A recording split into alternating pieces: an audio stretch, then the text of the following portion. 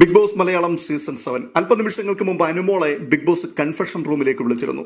അനുമോൾ എത്തിയപ്പോൾ big boss ചോദിക്കുകയാണ്, എങ്ങനെയുണ്ട്, സുഖാണോ, എന്തുകൊണ്ടാണ് അല്പം ഡൗൺ ആയിരിക്കുന്നത് എന്ന്. ആ സമയത്ത് അനുമോൾ പറയുന്നുണ്ട്, ബിഗ് ബോസ് കാണുന്നതാണല്ലോ ഇവിടെ നടക്കുന്ന കാര്യങ്ങളെല്ലാം. കഴിഞ്ഞ ദിവസം ഇവിടെ നടന്ന സംഭവത്തോടുള്ള ബന്ധത്തിൽ പെട്ടെന്ന് കുറച്ച് ഡൗൺ ആയി. എങ്കിൽ പോലും എനിക്കറിയാം ഈ വീട് ഇങ്ങനെയുള്ളതാണെന്ന്. ഇവിടുത്തെ കാര്യങ്ങളെല്ലാം കണ്ടും കേട്ടും മനസ്സിലാക്കിയുമാണ് ഞാൻ ഇവിടേക്ക് വന്നത്. എന്നാൽ ആദിലയോടും നൂറയോടുമുള്ള ബന്ധത്തിൽ അവരുമായിട്ടുണ്ടായിരുന്ന കൂട്ടുകെട്ട്, അതിൽ നടന്ന പ്രശ്നങ്ങൾ, ശരിക്കും അവരെ ഞാൻ എൻ്റെ കൂട്ടുകാർ എന്നുള്ളതിനേക്കാൾ അപ്പുറം കൂടപ്പുറപ്പുകളെ പോലെയാണ് കരുതിയിരുന്നത്. സഹോദരങ്ങളായിട്ടാണ് അവരെ കരുതിയിരുന്നത്. സ്വാഭാവികമായിട്ടും പ്രശ്നങ്ങളൊക്കെ ഉണ്ടാവും, അങ്ങോട്ടും ഇങ്ങോട്ടും എന്തെങ്കിലുമൊക്കെ പറയും. പക്ഷെ നമ്മൾ ഒരാളിനെ വിശ്വസിച്ച് സംസാരിക്കുന്ന കാര്യങ്ങളൊക്കെ പ്രശ്നങ്ങൾ വരുമ്പോൾ അങ്ങനെ വിളിച്ചു പറയുക എന്നുള്ളത് അതത്ര ശരിയായിട്ടുള്ള കാര്യമല്ലല്ലോ ബിഗ് ബോസ്. അതുകൊണ്ട് തന്നെ എൻ്റെ മനസ്സിൽ വല്ലാത്ത മുറിവുണ്ടായിട്ടുണ്ട്. അത് ഉള്ളിൽ വെച്ചുകൊണ്ട് എനിക്ക് അവരോട് ചിരിച്ചു കാണിക്കുവാനും അങ്ങനെ പോയി സംസാരിക്കുവാനും പറ്റില്ല ബിഗ് ബോസ്. അത് കേട്ടിട്ട് ബിഗ് ബോസ് പറയുകയാണ്, ഇതൊക്കെ അറിയാമായിരുന്നില്ലേ? വ്യത്യസ്ത സ്വഭാവങ്ങളുള്ള ഒരു കൂട്ടം ആൾക്കാരാണ്. അതെ ബിഗ് ബോസ്, തീർച്ചയായിട്ടും വ്യത്യസ്തതയുള്ള ആൾക്കാർ തന്നെയാണ്. അവരുടെ നടുവിൽ ഇതുവരെ പിടിച്ചു നിൽക്കുവാൻ എനിക്ക് കഴിഞ്ഞു. വീണ്ടും വീണ്ടും ബിഗ് ബോസ് അനുമോളോട് പറയുകയാണ്, എന്തെങ്കിലും തുറന്നു പറയാനുണ്ടെങ്കിൽ പറയൂ. കാരണം ബിഗ് ബോസിന് ആവശ്യം കണ്ടന്റ് ആണ്. അനുമോൾ എന്തെങ്കിലും പറയുവാൻ വേണ്ടി വീണ്ടും വീണ്ടും ബിഗ് ബോസ് നിർബന്ധിക്കുകയാണ്. ആ സമയത്താണ് അനുമോൾ പറയുന്നത് ഈ കാര്യങ്ങളൊക്കെ. ബിഗ് ബോസ് വീണ്ടും നിർബന്ധിക്കുവാൻ തുടങ്ങിയപ്പോൾ അനുമോൾ പറഞ്ഞു, ബിഗ് ബോസ്, ഞാനൊരു കാര്യം ചോദിച്ചോട്ടെ? ഈ വീട്ടിലുള്ള മിക്ക ആൾക്കാരും എന്തെങ്കിലും പറഞ്ഞാൽ ഉടൻ തന്നെ PR എന്ന് പറയുന്നുണ്ട്. ബിഗ് ബോസ് എല്ലാം കാണുന്നുണ്ടല്ലോ. ഇതിനകത്ത് നടക്കുന്ന സംഭവങ്ങളും ഞാൻ എങ്ങനെയാണ് ഇവിടെ മുൻപോട്ട് പോകുന്നതെന്നും ബിഗ് ബോസിന് നന്നായിട്ട് അറിയാമല്ലോ. ബിഗ് ബോസ് പറ, ഞാൻ PR വർക്ക് കൊണ്ടാണോ ഇവിടെ നിലനിന്ന് പോകുന്നത്? അത് ബിഗ് ബോസിന്റെ വായിൽ നിന്നും ഒന്ന് കേൾക്കണമെന്ന് എനിക്ക് ആഗ്രഹമുണ്ട്. ഉടനെ ബിഗ് ബോസിന്റെ മറുപടി ഇങ്ങനെയായിരുന്നു, നിങ്ങൾ നല്ലൊരു മത്സരാർത്ഥിയാണ്. നിങ്ങളെ പ്രേക്ഷകർ വോട്ട് ചെയ്താണ് ഇതുവരെയോളം ഇവിടെ നിർത്തിയത്. ഫൈനൽ 5 ആണ് നിങ്ങളുടെ മുൻപിലുള്ള പ്രധാനപ്പെട്ട ലക്ഷ്യം. അതുകൊണ്ട് പ്രതിബന്ധങ്ങളെ തരണം ചെയ്ത് ആ ഫൈനലിലേക്ക് എത്തുവാൻ വേണ്ടി മനസ്സിനെ പ്രിപ്പയർ ചെയ്യുക. ഇത് പറഞ്ഞാണ് ബിഗ് ബോസ് അനുമോളെ കൺഫെഷൻ റൂമിൽ നിന്നും പറഞ്ഞു വിടുന്നത്. എന്തായാലും ബിഗ് ബോസിന്റെ അരികിൽ ചെന്ന് അത്രയും സംസാരിക്കുകയും ബിഗ് ബോസ് അനുമോളെ കേൾക്കാൻ തയ്യാറാവുകയും ഒക്കെ ചെയ്തപ്പോഴേക്കും മനസ്സിന് കാര്യമായിട്ടുള്ള ഒരു സമാധാനം ഉണ്ടായിട്ടുണ്ട്. ആ വലിയ പ്രഷറിനകത്തു നിന്നൊക്കെ അല്പം റിലീഫായി പുറത്തു വരുവാൻ കഴിഞ്ഞിട്ടുണ്ട്. അത് തിരിച്ചു വന്നിട്ട് അനീഷിനോട് പറയുകയും ചെയ്യുന്നുണ്ട്. ഒരു വിധത്തിൽ പറഞ്ഞു കഴിഞ്ഞാൽ ഇപ്പോൾ വല്ലാതെ ഒറ്റപ്പെട്ട ഒരു അനുഭവമാണ്. അങ്ങോട്ടും ഇങ്ങോട്ടും പോകുമ്പോൾ അപ്പുറവും ഇപ്പുറവും ഇരിക്കുന്നവരൊക്കെ കുത്തുവാക്കുകൾ പറയുക, ഒറ്റപ്പെടുത്തുക എന്നൊക്കെ പറഞ്ഞാൽ അതൊരു വല്ലാത്ത ഫീലാണ്. അതിനകത്തുകൂടി കടന്നു പോകുന്നവർക്ക് മാത്രമേ മനസ്സിലാക്കുവാൻ കഴിയുകയുള്ളൂ. കൺഫെഷൻ റൂമിൽ വെച്ച് ഈ വിഷയത്തെക്കുറിച്ച് അനുമോൾ ബിഗ് ബോസിനോട് പറയുന്നുണ്ട്. കഴിഞ്ഞ ദിവസം അക്ബറും നെവിനും ഒക്കെ ഇതേ സാഹചര്യത്തിൽ കൂടി കടന്നു പോയതാണല്ലോ ബിഗ് ബോസ്. അപ്പോൾ ഒറ്റപ്പെടൽ എന്ന് പറയുമ്പോൾ എനിക്ക് മനസ്സിലാക്കാൻ കഴിയും അവരുടെ അവസ്ഥ എന്തായിരുന്നുവെന്ന്. അതേ അവസ്ഥ തന്നെയാണ് എനിക്കും ഇപ്പോഴായിരിക്കുന്നത്. കുഴപ്പമില്ല, ഞാനിതിനെ തരണം ചെയ്യും. ഇതേ സമയത്ത് നൂറ പുറത്ത് ഗാർഡൻ ഏരിയയിൽ ക്യാമറയെ നോക്കിക്കൊണ്ട് സംസാരിക്കുകയാണ്. ഒറ്റയ്ക്ക് സംസാരിക്കുകയാണ്. എന്താണ് പറയുന്നത്? അനുമോൾക്ക് ബിഗ് ബോസ് സീക്രട്ട് ടാസ്ക് കൊടുക്കുകയാണെങ്കിൽ അവളിപ്പോൾ അനീഷ് ഏട്ടനുമായിട്ട് കൂട്ടായി. എന്താണ് ഇങ്ങനെ ഫ്രണ്ട്ഷിപ്പ് പോയിട്ട് ഒന്നിലും ഒരു വാല്യൂം കൽപ്പിക്കാത്ത ആള് ഇത് പറഞ്ഞുകൊണ്ട് സ്വയം സായുജ്യമടയുകയാണ്. ഇതിനെക്കുറിച്ചൊക്കെ നമ്മൾ കുറെ സംസാരിച്ചതാണ്. ഇപ്പോഴും ഇവരുടെ ധാരണ ഇവർ പെർഫെക്റ്റ് ആണ് എന്നുള്ളതാണ്. ഇവർ ഈ ഫ്രണ്ട്ഷിപ്പിന് എന്ത് വാല്യൂ ആയിരുന്നു കൽപ്പിച്ചിരുന്നത്? ഓക്കെ, പ്രശ്നങ്ങൾ സ്വാഭാവികമാണ്. ആ പ്രശ്നങ്ങൾ സുഹൃത്തുക്കൾ എന്ന രീതിയിൽ പറഞ്ഞു തീർക്കാം. പക്ഷെ നിങ്ങൾ അതിനല്ല തയ്യാറായത്. നിങ്ങൾ നേരത്തെയും അതിനല്ല തയ്യാറായിട്ടുള്ളത്. പ്രശ്നങ്ങൾ ഉണ്ടാകുമ്പോൾ മാക്സിമം അത് ഊതി കത്തിക്കാൻ വേണ്ടി മാത്രമേ നിങ്ങൾ ശ്രമിച്ചിട്ടുള്ളൂ. കഴിഞ്ഞ ദിവസം അവിടെ പ്രശ്നമുണ്ടായപ്പോൾ ഒരു സുഹൃത്ത് എന്ന നിലയിൽ ഒരിക്കലും പറയുവാൻ പാടില്ലാത്ത വാക്കാണ് അവരുടെ മുഖത്ത് നോക്കി നിങ്ങൾ പറഞ്ഞത്. അതെ, PR-ന്റെ പിൻബലത്തിലാണ് നീ ഇവിടെ നിന്നു പോകുന്നതെന്ന്. അങ്ങനെ പറയാൻ പാടുണ്ടോ? അനുമോളുടെ ഏറ്റവും വലിയ അവിടുത്തെ ശത്രുവായ അക്ബറാണ് ആ വാക്ക് എപ്പോഴും ഉപയോഗിച്ചുകൊണ്ട് നടക്കുന്നത്. അപ്പോൾ നിസ്സാരമായൊരു പ്രശ്നമുണ്ടായപ്പോൾ PR-ന്റെ പിൻബലത്തിലാണ് നീ ഇവിടെ നിൽക്കുന്നത്, ആ അഹങ്കാരമാണ് നിനക്ക് എന്ന് പറയുവാൻ നിങ്ങൾക്ക് എങ്ങനെയാണ് തോന്നിയത്? നിങ്ങൾ ആ ഫ്രണ്ട്ഷിപ്പിന് എന്ത് വാല്യൂ ആണ് കൊടുത്തത്?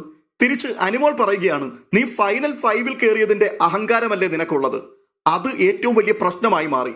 PR-ന്റെ പിൻബലത്തിൽ നിലനിന്നു പോകുന്നുവെന്ന് നിങ്ങൾ പറഞ്ഞ വാക്കിന് യാതൊരു കുഴപ്പമില്ല. ഫൈനൽ 5 എത്തിയതിന്റെ അഹങ്കാരമല്ലേ എന്ന് നിങ്ങളോട് ചോദിച്ചത്, അത് നിങ്ങൾക്ക് ഭയങ്കര പ്രശ്നമായി മാറി. നിങ്ങളുടെ മനസ്സിനെ മുറിവേൽപ്പിച്ചു, നിങ്ങളെ തകർത്ത് കളഞ്ഞു. നിങ്ങൾ ആകെപ്പാടെ വല്ലാത്ത അവസ്ഥയിലായിരുന്നു ഇന്നലെ. അനുമോൾക്ക് നിങ്ങളുടെ അസൂയാണ്. നിങ്ങൾ ഫൈനൽ 5 വന്നത് ഒരു തരത്തിലും അനുമോൾക്ക് ഉൾക്കൊള്ളാൻ കഴിഞ്ഞിട്ടില്ല. ഇത്യാദി വ്യാഖ്യാനങ്ങളൊക്കെ കൊടുത്ത് എന്തെല്ലാം കരച്ചിലും മെഴുകിലുമൊക്കെ ആയിരുന്നു ഇന്നലെ രാത്രിയിൽ അവിടെ നടത്തിയത്. നിങ്ങളൊക്കെ നല്ല കഴിവുള്ള ആൾക്കാരല്ലേ, നല്ല ചിന്താശേഷിയുള്ള ആൾക്കാരാണ്. പ്രത്യേകിച്ച് നൂറ അവിടുത്തെ ഒരു മൈൻഡ് ഗെയിമറും കൂടിയാണ്. അങ്ങനെയുള്ള നിങ്ങൾക്ക് അല്പനിമിഷം ചിന്തിക്കാമല്ലോ, ആ പ്രശ്നങ്ങളൊക്കെ ഉണ്ടായ സമയത്ത് ഞാനും ആദിലയും കൂടി എന്തൊക്കെയായിരുന്നു അവളെ വിളിച്ചു പറഞ്ഞത്. അതുപോലെ തന്നെ അവളും തിരിച്ചു പ്രതികരിച്ചു. അത്രയേ ഉള്ളൂ എന്ന് നിങ്ങൾക്ക് എന്തുകൊണ്ട് ചിന്തിച്ചുകൂടാ? പോട്ടെ, ഇപ്പോൾ കൺഫെഷൻ റൂമിലേക്ക് കയറിപ്പോയി. ബിഗ് ബോസ് സീക്രട്ട് ടാസ്ക് കൊടുത്തിട്ടുണ്ടെങ്കിൽ അവൾ ഇപ്പോൾ അനീഷ് ഏട്ടനുമായിട്ട് കമ്പനിയായി. എന്താ ഇങ്ങനെയൊക്കെ? അപ്പോ അനീഷിനോട് മിണ്ടാൻ പാടില്ലായിരുന്നു. നിങ്ങളുമായി പ്രശ്നമുണ്ടായി, നിങ്ങൾ വാവഴി ആട്ടി, നിങ്ങൾ അവരെ ക്രൂരമായി ആക്രമിച്ചു. ഇതെല്ലാം കഴിഞ്ഞിട്ട് പിറ്റേ ദിവസം രാവിലെ അവർ വീണ്ടും വരണമായിരുന്നു. നേരത്തെ ഇളിച്ചു കാണിച്ചുകൊണ്ട് വരുന്നത് പോലെ വന്ന് നിങ്ങളെ കെട്ടിപ്പിടിക്കണമായിരുന്നു. നിങ്ങൾ പറയുന്നതെല്ലാം കേട്ടിട്ടും ഒരടിമയുടെ മനോഭാവത്തോടെ നിങ്ങളുടെ മുൻപിൽ വന്ന് ഓച്ചാനിച്ചിരിക്കണമായിരുന്നു. അപ്പോൾ നിങ്ങൾക്ക് പറയാം, അനുമോളുടെ ഏറ്റവും വലിയ പ്രശ്നം തെറ്റ് ചൂണ്ടിക്കാണിച്ചാൽ അക്സെപ്റ്റ് ചെയ്യില്ല എന്നുള്ളതാണ്. ഇപ്പോൾ അതിനുള്ള അവസരം കിട്ടാത്തതിന്റെ കൊതിക്കറുമല്ല ഈ പറഞ്ഞുകൊണ്ടിരിക്കുന്നത്. ഇപ്പോൾ തെറ്റ് ചെയ്തത് നിങ്ങളാണ്. ഫ്രണ്ട്ഷിപ്പ് എന്ന് പറയുന്ന ഒരു സംഗതിക്ക് യാതൊരു വാല്യൂവും കൊടുക്കാതെ ക്രൂരമായി നിങ്ങൾ അവരെ മുറിവേൽപ്പിച്ചു. ആ തെറ്റ് നിങ്ങൾക്ക് എന്തുകൊണ്ടാണ് തിരുത്താൻ തോന്നാതിരിക്കുന്നത്? നിങ്ങളുമായിട്ട് അവർ പിണങ്ങി പിരിഞ്ഞു. ആ വീട്ടിൽ ബാക്കിയുള്ള മുഴുവൻ ആൾക്കാരും അനുമോളെ ആക്രമിക്കുവാൻ വേണ്ടി കാത്തിരിക്കുകയാണ്. മനുഷ്യനല്ലേടേ, ആ സമയത്ത് ഏതെങ്കിലും ഒരു തുരുത്ത് ആഗ്രഹിക്കും.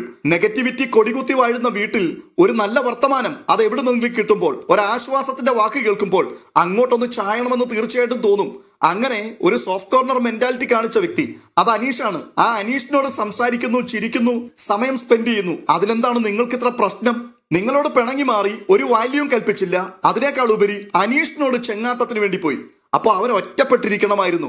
ഇല്ലെങ്കിൽ ബിഗ് ബോസിനോട് ഈ കാര്യങ്ങളെല്ലാം പറഞ്ഞിട്ട് ആ വാതിൽ തുറന്ന് പുറത്തേക്ക് ഇറങ്ങി പോകണമായിരുന്നു. ഇതല്ലേ നിങ്ങളുടെ മനസ്സ് പറയുന്നത്? അടുത്തത്, ബിഗ് ബോസ് ഒരു സീക്രട്ട് ടാസ്ക് ഏൽപ്പിച്ചിട്ടുണ്ടെങ്കിൽ ഇപ്പൊ അനീഷേട്ടനുമായിട്ടാണ് കമ്പനി. അവര് രണ്ടും ചേർന്നായിരിക്കും അത് മുൻപോട്ട് കൊണ്ടുപോവുക. നമ്മളെ അതിനകത്ത് ഏർപ്പെടുത്തത്തില്ല. എന്തു വാല്യൂ ആണ് ഇവൾ ഫ്രണ്ട്ഷിപ്പിന് കൊടുക്കുന്നത് എന്നാണ് ഈ പറഞ്ഞു വരുന്നത്. ആര്യന് ബിഗ് ബോസ് സീക്രട്ട് ടാസ്ക് കൊടുത്തു. അന്ന് ആര്യൻ അക്ബറിനെ വിളിച്ചു, തുടർന്ന് ലക്ഷ്മിയെ വിളിച്ചു. അതുപോലെ പല ആൾക്കാരെയും ചേർത്ത് നിർത്തിക്കൊണ്ട് അയാൾ ആ ടാസ്ക് കംപ്ലീറ്റ് ചെയ്തു. അന്ന് നിങ്ങളെ അതിനകത്ത് ഉൾപ്പെടുത്തിയില്ലല്ലോ. അന്ന് എന്തുകൊണ്ടാണ് നിങ്ങൾക്ക് സങ്കടം തോന്നാതിരുന്നത്? ഇപ്പോഴെന്തിനാണ് ഇത്രയും അധികം അവരെ മുറിവേൽപ്പിച്ചു വിട്ടിട്ടും ഇങ്ങനെയൊക്കെയുള്ള വർത്തമാനം പറയുന്നത്? അപ്പോൾ ശരിക്കും നിങ്ങൾ അനുമോളിൽ നിന്നും എന്താണ് പ്രതീക്ഷിക്കുന്നത്? അല്ല, ഞാനിതൊക്കെ സത്യത്തിൽ ആരോടാണ് പറയുന്നത്? നൂറ ബിഗ് ബോസ് വീട്ടിനകത്താണ്. അവരിനി പുറത്തിറങ്ങണമെന്നുണ്ടെങ്കിൽ കുറഞ്ഞത് 10 ദിവസത്തിലധികം കഴിയും. അങ്ങനെ 10 ദിവസം കഴിഞ്ഞ് ഇറങ്ങി വന്നാലും ഈ വീഡിയോ ഒന്നും അവർ കാണണമെന്ന് നിർബന്ധവും ഇല്ല. അപ്പൊ പിന്നെ വെറുതെ ഇങ്ങനെ സംസാരിക്കാമെന്നാണോ? നൂറയെ സപ്പോർട്ട് ചെയ്യുന്ന ഒരു കൂട്ടം ആൾക്കാരെ സോഷ്യൽ മീഡിയയിൽ കാണുന്നുണ്ട് കേട്ടോ. നിങ്ങളോടാണ് ഈ പറയുന്നത്.